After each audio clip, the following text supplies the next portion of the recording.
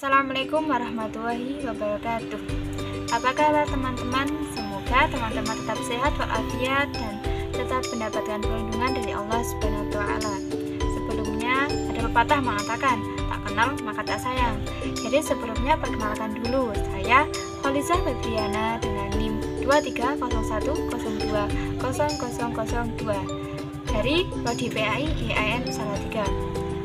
Dalam video kali ini saya akan menjelaskan tentang sifat jaiz, mustahil, dan wajib bagi Nabi dan Rasul. Video kali ini ditugaskan untuk memenuhi tugas ujian akhir semester dari mata kuliah media pembelajaran. Oke, yang pertama itu adalah sifat wajib bagi Nabi dan Rasul. Sebelumnya itu saya akan memberikan sedikit pengetahuan pada teman-teman sekalian. Perbedaan antara Nabi dan Rasul. Nabi sendiri itu menerima wahyu dari Allah Subhanahu wa taala untuk dirinya sendiri, sedangkan Rasul itu menerima wahyu dan tetap disampaikan kepada umat-umatnya. Nah, apa sih sifat wajib Nabi dan Rasul itu? Sifat wajib Nabi dan Rasul itu adalah sifat yang harus dimiliki seorang Nabi dan Rasul. Bisa dikatakan kalau setiap Nabi dan Rasul itu pasti memiliki sifat wajib ini, yaitu seperti sifat baik-baik yang dimiliki setiap Nabi dan juga Rasul. Selanjutnya ada macam-macam sifat wajib dan Rasul.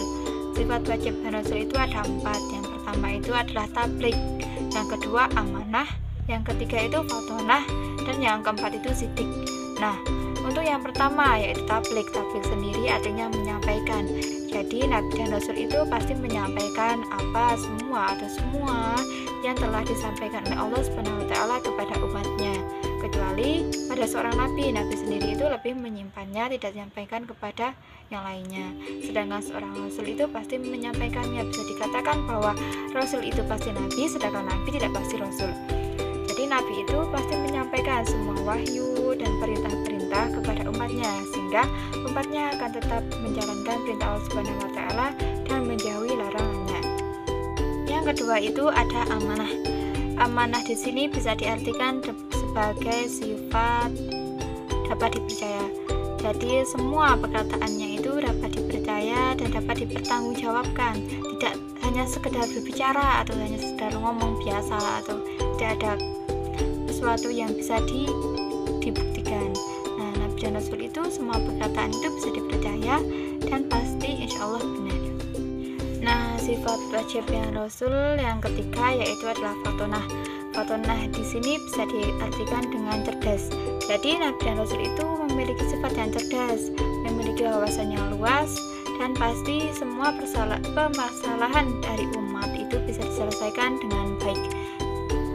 Nah, sifat wajib dan Rasul yang terakhir yaitu adalah sidik. Sidik itu berarti benar. Jadi perkataan semua atau perbuatan itu insya Allah benar, karena semua itu dilandaskan atau langsung diwahyukan atau firman dari Allah Subhanahu wa taala melalui malaikat Jibril. Yang selanjutnya itu ada sifat mustahil bagi Nabi dan Rasul.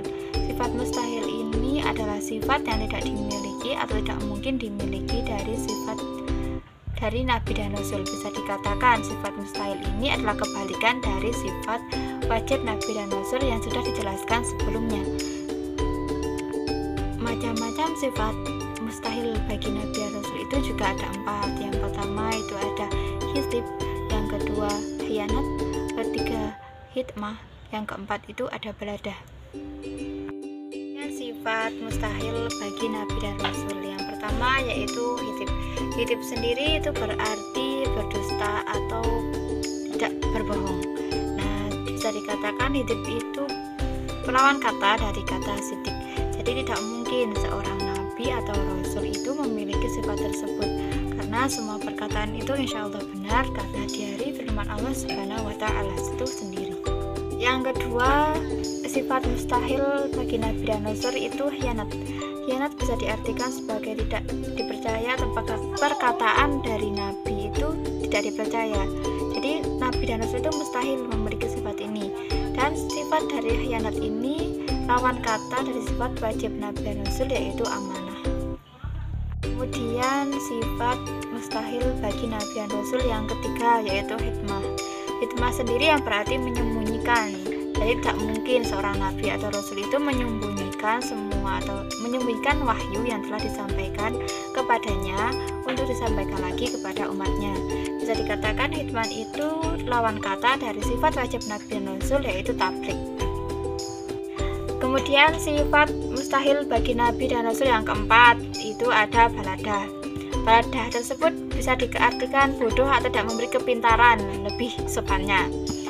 Bisa dikatakan juga baladah itu lawan kata dari sifat wajib nabi dan rasul, yaitu fatonah.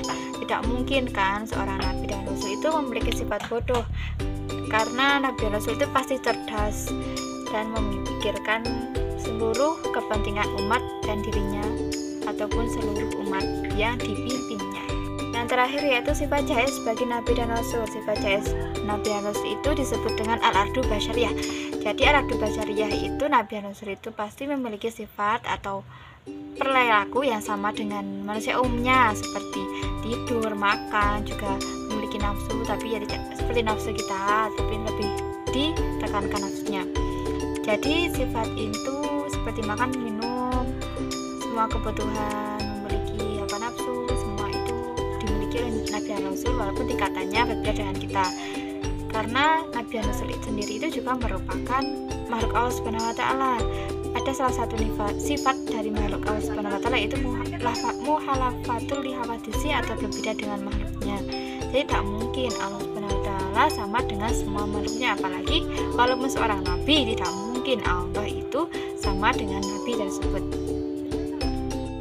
Ya, semoga teman-teman paham dengan apa yang dia sampaikan. Apabila ada perkataan atau tutur kata yang menurut teman-teman kurang mengenakan atau tidak sesuai apa yang teman-teman inginkan, atau penjelasan saya pada kali ini itu kurang memuaskan, saya mohon maaf yang sebesar-besarnya, karena kesempurnaan itu hanya milik Allah Subhanahu wa taala dan kekurangan itu milik saya.